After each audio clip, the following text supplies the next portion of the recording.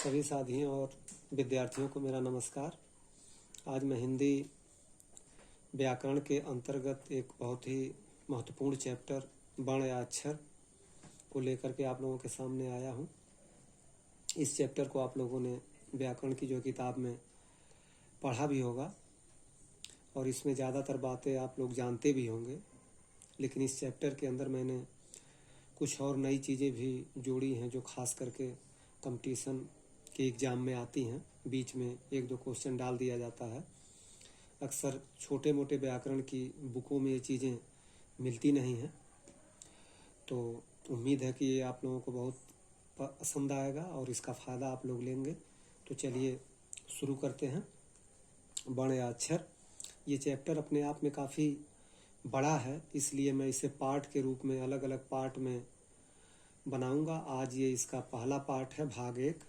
इसमें सिर्फ स्वर अक्षर के बारे में मैंने जानकारी दिया है। इसके आगे और भी स्वर के बारे में और भी बारीक जानकारियाँ अगले वीडियो में आपको मिलेंगी। तो चलिए शुरू करते हैं वर्ण या अक्षर के बारे में।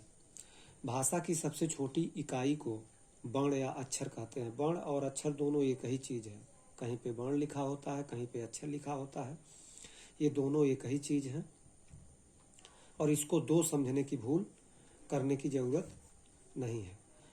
परिभाषा इसकी दी गई है व्याकरण की जो किताब में, मैंने इसको और आसान करके लिखा है। भाषा की सबसे छोटी इकाई यानी सबसे छोटा हिस्सा या टुकड़ा जिसके टुकड़े न हो सके, यानी ऐसा अंश जिसको और ज़्यादा छोटा न किया जा सके, उसको वर्ण अक्षर कहते हैं। जैसे अ, बड़ी ई, छोटा ऊ, क, ख आदि, यानी जितने भी 52 अक्षर हम लोगों के वर्णमाला के अंतर्गत हैं वो सारे वर्ण या अक्षर कहलाते हैं। अब अगर हम इसको और छोटा करना चाहें तो इसे और छोटे रूप में नहीं लिख सकते हैं, इसलिए इसको सबसे छोटी इकाई कहा गया है। जैसे अ को हर समय हमेशा हम ऐसे ही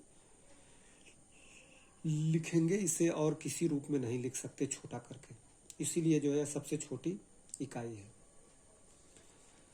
वर्ण या अक्षरों के समूह को वर्णमाला कहते हैं, यानी जो इसका ग्रुप होता है, इन्हीं अक्षरों का जो ग्रुप है, जो 52 अक्षर हैं वर्णमाला के अंतर, जब उनके ग्रुप में हम उसको गिनती करते हैं तो उसको बोलते हैं वर्णमाला। हिंदी वर्णमाला में कुल 52 अक्षर हैं।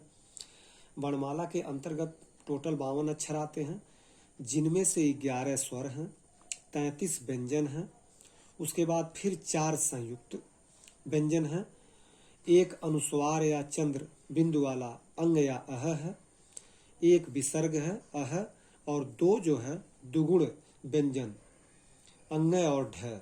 अंग और ढ के नीचे बिंदी दी गई है, इसीलिए इनको जो है दुगुण व्यंजन बोलते हैं। तो इस तरह से मिला करके सारे जो है 52 अक्षर होते हैं।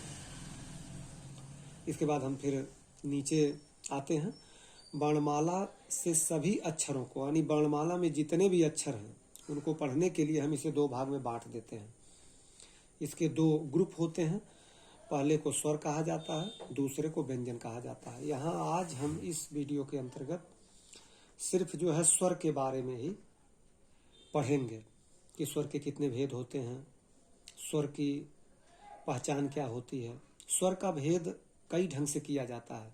ज़्यादातर जो व्याकरण की किताबें हैं उसमें सिर्फ जो है 3 भेद आपको मात्रा के आधार पर ही मिलते हैं, लेकिन इसके भेद और भी ढंग से किए गए हैं जो खास करके पीजी लेवल पर, ग्रेजुएशन लेवल पर आपको हिंदी भाषा में मिलेगा। यहाँ हम उसकी बहुत थोड़ी सी जो है वो चर्चा करेंगे, जो खास करके पेपरों में पूछ दिया जाता है, तो उससे आपका काम चल जाएगा। सबसे पहले यहाँ स्वर को लेते हैं। स्वर ऐसे वर्ण होते हैं, यानी स्वर ऐसा अक्षर होता है जिसके उच्चारण में किसी दूसरे वर्ण की सहायता नहीं ली जाती, यानी जब हम इसे बोलते हैं तो किसी दूसरे अक्षर की सहायता इसमें नहीं लेते हैं। परिभाषा से स्पष्ट हो गया। जब इसके 2 ही भेद हो रहे हैं, स्वर और व्यंजन, तो व्यंजन अक्षर ऐसा होगा कि व्यंजन को जब हम बोलेंगे तो स्वर की सहायता लेंगे, लेकिन स्वर को जब हम बोलते हैं तो व्यंजन की सहायता नहीं लेते हैं। तो यहाँ पर स्वर ऐसा वर्ण है जिसके उच्चारण में हम किसी भी दूसरे व्यंजन अक्षर की सहायता नहीं लेंगे। यहाँ हम दूसरे अक्षर सहायता लेने का मतलब ये नहीं है कि हम कुछ और ले आएंगे। ये दो ही भेद है, स्वर और व्यंजन।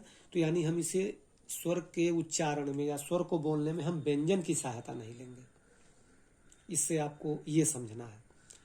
जैसे अ, आ, ई, उ आदि, ये सारे जो है स्वर अक्षर के उदाहरण हैं। स्वर के 11 अक्षर होते हैं जो इस प्रकार हैं। हमने नाम इसको वो लिख दिया है, अ, आ, ई, बड़ी ई, छोटा ऊ, बड़ा ऊ, ऋषि, एड़ी वाला ए, एड़ी वाला बड़ा ए, ओ और औ। ये जो है 11 अक्षर, ये स्वर अक्षर हैं और इनका क्रम व्याकरण की किताब में हमेशा इसी जो है क्रम में आता है। ऋषि पर आप लोग विशेष ध्यान ये दीजिएगा। ऋषि जो है उ के बाद आता है। पेपरों में कभी कभार जो है इसका सीरियल पूछ लिया जाता है, तो अक्सर कुछ जो है किताबों में ऋषि बाद में भी लिखा गया है। तो इस जो है क्रम का आप लोग ध्यान रखिएगा। ऋषि उ के बाद आ रहा है। नए व्याकरण की बुक में इसी सीरियल से दिया गया है, तो इसका ध्यान आप लोग रखिएगा। फिर यहाँ हम आते हैं स्वर के भेद। स्वर के 3 भेद होते हैं, ह्रस्व स्वर, दीर्घ स्वर, प्लुत स्वर। और ये जो भेद किया गया है स्वर का, ये मात्रा के आधार पर है। स्वर के, और अभी हमने ऊपर भी कहा है कि स्वर के और भी भेद होते हैं, वो कई आधार पर भेद किए जाते हैं। यहाँ पर हम लोग सिर्फ मात्रा के आधार पर भेद को पढ़ रहे हैं, और ये सबसे ज़्यादा चर्चित भेद है और ये सबसे ज़्यादा पूछा भी जाता है। उसके बाद और जो आधार के भेद हैं, मैंने आगे उसमें थोड़ी बहुत उसकी जानकारी दी है, उससे आपका काम चल जाएगा। तो ह्रस्व स्वर, सबसे पहले आपका ह्रस्व स्वर आता है। इस स्वर की जो परिभाषा है इस तरह है, इस स्वर के उच्चारण में बहुत कम समय लगता है। अब ये जो तीनों भेद किए गए हैं मात्रा के आधार पर, इनका अंदाजा हम समय बोलने के समय लगने के हिसाब से लगाते हैं। यानी जो ह्रस्व स्वर होता है उसको जब हम बोलते हैं तो इसमें सबसे कम समय लगता है। ह्रस्व स्वर सिर्फ 4 होते हैं, अ है, छोटी ई है, छोटा ऊ है और ऋषि है।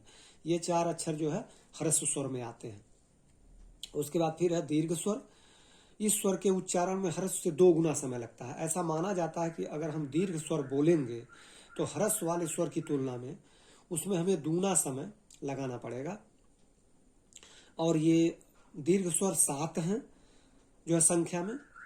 पेपर में जो है यही संख्या ही पूछ ली जाती है, और जो है कभी कभार अक्षर भी पूछ लिए जाते हैं कि इसमें से जो है कौन सा दीर्घ है, कौन सा ह्रस्व है। तो आ, बड़ी, बड़ा ऊ, एड़ी वाला ए, फिर एड़ी वाला बड़ा ए, उसके बाद ओ और ये जो 7 स्वर हैं ये दीर्घ में आते हैं। और इन स्वरों में जो वर्ण विच्छेद होता है, यानी इसको हम दीर्घ मानेंगे कैसे, उसका विच्छेद हम ऐसे करते हैं। ए धन ए बराबर आ, छोटी धन छोटी बराबर बड़ी, छोटा ऊ धन छोटा ऊ बराबर बड़ा ऊ। ए धन ई का ए होता है एड़ी वाला, ए धन ई। ये जो है एग्जाम में इस ढंग से भी पूछ लिया जाता है कि ए धन ई का क्या मतलब है, ए है। उसके बाद ए धन एड़ी वाला ए, बड़ा ए हो गया।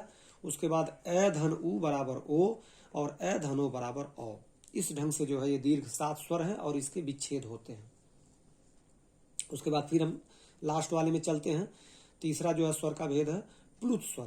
प्लुत स्वर का प्रयोग बहुत कम होता है। आपको इस टाइम की जो है बुक में इसका प्रयोग मिलेगा भी नहीं, और हम लोग इसका प्रयोग भी नहीं करते हैं। यह प्राचीन समय में ऋग्वेद काल में इसका ज़्यादातर जो है प्रयोग होता था। और खास करके जो है इसकी जो बनावट है अक्षर की, हिंदी अक्षर में, हिंदी जो आपका ये गिनती है उसमें हिंदी की गिनती के 3 की तरह ये अक्षर जो है ये लिखा जाता है। और डिफिनीशन इसकी है, जब किसी स्वर के उच्चारण में ज़्यादा जोर दिया जाए और वहाँ पर इसमें दीर्घ से भी ज़्यादा समय लगे, यानी स्वर से दूना समय इसमें जो है वो लगता है, और उच्चारण में 3 गुना समय ये लगे, तो मान लीजिए कि वहाँ पर जो है प्लुत स्वर है। जैसे ओम का उच्चारण होता है तो ओम में जो तीसरा बीच में जो अक्षर है, ये जो बीच वाला है, यही जो है प्लुत स्वर का चिन्ह है। राम, ओम, इन ऐसे जो है अक्षरों के उच्चारण में या शब्द के उच्चारण में प्लुत स्वर आते हैं। नोट है पे, यह हिंदी की गिनती अक्षर या संख्या, गिनती की जो है संख्या 3 की तरह ये लिखा जाता है। तो ये हो गए आपके जो है स्वर के 3 भेद, और ये मात्रा के आधार पर स्वर के 3 भेद हैं। आगे हम जो है इसके बारे में और आपको बताते हैं। यहाँ पे स्वर की मात्राएं भी होती हैं, यानी स्वर अक्षर जो है अक्षर भी होते हैं, इसका चिन्ह भी होता है। ये जो चिन्ह है इसको मात्रा बोलते हैं। तो यह इसके चिन्ह है। व्यंजन अक्षर का की कोई मात्रा नहीं होती है, सिर्फ स्वर अक्षर की ही मात्राएं होती हैं। अब यहाँ पर हम देख लेते हैं कि किस किस अक्षर का जो है मात्रा है। जो अ अक्षर होता है, अ अक्षर की कोई जो है मात्रा या चिन्ह नहीं होता है। जैसे हमने यहाँ जो है क्रॉस का ये निशान इसीलिए किया है कि इसका कोई चिन्ह नहीं है, इसको आप लोग चिन्ह के रूप में मत जो है मान लीजिएगा। आ है, आ के लिए जो चिन्ह है एक जो है ये लाइन होती है, पाई होती है। छोटी के लिए इस ढंग से चिन्ह है, बड़ी के लिए ऐसा है, छोटा ऊ के लिए ये है, बड़ा ऊ के लिए इस टाइप का चिन्ह है। ऋषि के लिए छोटा रे नीचे जो ये लगता है, रे का प्रयोग जो है नीचे भी होता है, ऊपर से भी होता है और साइड से भी होता है। यही एक ऐसा चिन्ह है। री यानी रे का ऐसा चिन्ह है कि जो 3 ओर से लगाया जाता है किसी अक्षर में। जैसे मान लीजिए हमको ये लिखना है सिर्फ, तो सी के ऊपर फे के ऊपर रे लगाएंगे। प्र लिखना हो, प में फिर नीचे रे लगाएंगे। और क्रिस लिखना हो तो क में भी फिर ऐसे जो है इस टाइप वाला जो है ये चिन्ह ये लगाते हैं। तो कॉम्पिटिटिव एग्जाम में जो है कभी कभार पूछ लिया जाता है ये कि कौन सा ऐसा चिन्ह है कि जो 3 तरफ से लगता है, तो यही है, ये री है, यानी ऋषि का चिन्ह है। एड़ी वाला ये है, ये इसका चिन्ह ये है। बड़ी एड़ी वाले का चिन्ह इसमें 2 मात्रा होती है, वो का चिन्ह है और औ का चिन्ह है।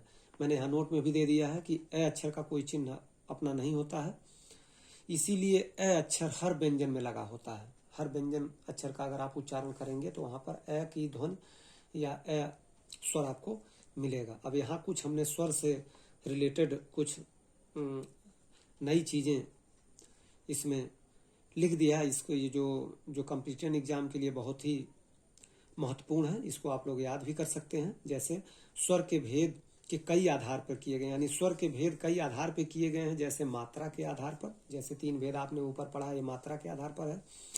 प्रयत्न के आधार पर, मुख की विभित्ति के आधार पर, जीभ के आकार पर, ओठ के आकार पर, अनुनासिक के आधार पर, इस ढंग से भी स्वर के भेद किए जाते हैं। ये जो है आपके ग्रेजुएशन ये लेवल में हिंदी भाषा में पीजी में एमए के फाइनल ईयर में है, लेकिन जो है कंपटीशन के एग्जाम में इससे भी पूछ लिया जाता है, इसलिए मैंने इसको यहाँ पे डाल दिया है। मात्रा के आधार पर स्वर के भेद होते हैं, ह्रस्व स्वर, दीर्घ स्वर, प्लुत स्वर। जो कभी कभी सिर्फ जो है संख्या ही पूछ ली जाती है कि मात्रा के आधार पर स्वर के जो है कितने भेद होते हैं, जीभ के आधार पर स्वर के जो है कितने भेद होते हैं, मुख विवर के आधार पर जो है कितने भेद होते हैं, इसलिए मैंने इसको यहाँ डाल दिया है। तो हम देख लेते हैं, जीभ के आधार पर स्वर के भेद होते हैं 3। अग्रस्वर, अग्रस्वर में छोटी बड़ी एड़ी वाला ए आता है। मध्य स्वर में सिर्फ एक अक्षर ए आता है। और पक्ष स्वर में आ आता है, छोटा ऊ आता है, बड़ा ऊ आता है। उसके बाद फिर है मुख विवर के आधार पर स्वर के भेद।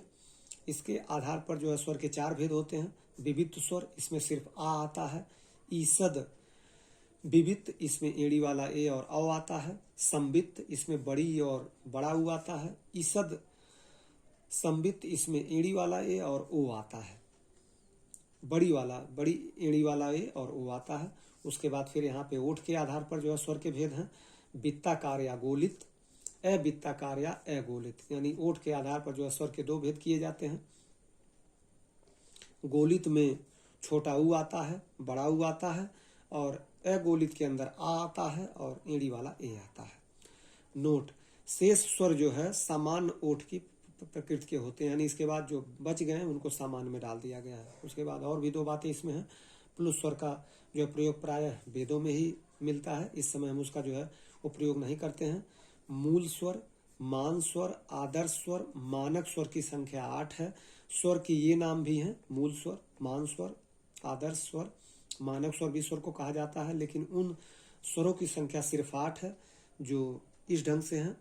ए, आ, छोटी ई, बड़ी ई, छोटा ऊ, बड़ा ऊ, एड़ी वाला ए और ओ। ये जो 8 स्वर हैं इनको मान स्वर, मानक स्वर, आदर्श स्वर और मूल स्वर के नाम से जानते हैं। ये भी जो है एग्जामिनेशन में पूछ लिया जाता है।